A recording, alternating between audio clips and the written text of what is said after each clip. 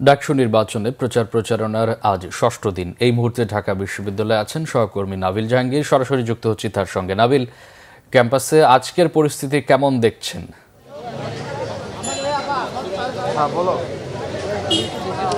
মামুন, আপনি জানেন যে আজকে আসলে ডাকসু নির্বাচনের ষষ্ঠ দিনের মতো নির্বাচনী প্রচার চলছে এবং বৃষ্টির কারণে সকাল থেকে কিন্তু নির্বাচনী প্রচার কিছুটা থেমেছিল এবং বৃষ্টি থামার পর থেকে অর্থাৎ দুপুর থেকে কিন্তু আমরা দেখেছি যে প্রার্থীরা তারা আবারও ক্যাম্পাসে নেমেছেন এবং তারা শিক্ষার্থীদের কাছে যাচ্ছেন। আমরা কিছুক্ষণ আগেও দেখেছি নিরপেক্ষ যে সকল প্রার্থীরা রয়েছেন অর্থাৎ দল নিরপেক্ষ তারা কিন্তু ভিসি চত্বরে কিছুক্ষণ আগে প্রচারণা চালিয়েছেন এবং লিফলেট বিলি করেছেন। এবং আজকের আপনি জানেন যে ডাকসু যে নির্বাচনে আজকে যে আলোচিত বিষয় সেটি হচ্ছে যে শিবির সমর্থিত যিনি জিএস প্রার্থী ফরহাদ, তার বিরুদ্ধে একটি রিট আবেদন হয়েছে তার প্রার্থিতা চ্যালেঞ্জ করে এবং সেই বিষয়ে কিন্তু আপনি নিশ্চয়ই দেখতে পাচ্ছেন যে এখানে একটি সংবাদ সম্মেলনের আয়োজন করা হয়েছে এবং শিবির সমর্থিত প্যানেলে যারা প্রার্থী রয়েছেন তারা সেই বিষয়টি নিশ্চয়ই কথা বলবেন। এবং এর কিছুক্ষণ আগেই কিন্তু যিনি রিটকারী রয়েছেন তিনিও কিন্তু সংবাদ সম্মেলন করেছেন এবং তিনি যেটি আসলে তার যেটি দাবি সেটি হচ্ছে যে যিনি জিএস প্রার্থী ফরহাদ তিনি বলছেন যে ছাত্রলীগ থেকে পদত্যাগ করার তার কোনো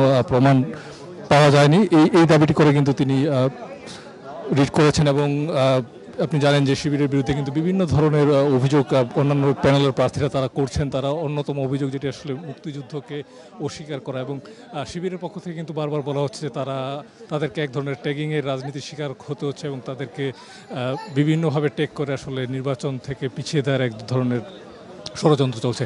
এবং সব মিলিয়ে আসলে যেটি বলা যায় যে আজকে কিন্তু ঢাকা ইউনিভার্সিটির ক্যাম্পাস এই ডাকসু নির্বাচনকে ঘিরে কিন্তু একটি জমজমাট অবস্থায় রয়েছে এবং যারা প্রার্থীরা রয়েছেন তারা কিন্তু তাদের প্রচারণা চালিয়ে যাচ্ছেন, বিভিন্ন হলে যাচ্ছেন এবং যেসব পয়েন্টে আসলে শিক্ষার্থীদের সমাগম বেশি হয় সেসব পয়েন্টে কিন্তু তারা আসলে যাচ্ছেন এবং শিক্ষার্থীদের সাথে কথা বলছেন। তো এই মুহূর্তে আসলে যেটা বলা চলে যে নির্বাচনকে ঘিরে ক্যাম্পাসে এক ধরনের আমেজ বিরাজ করছে।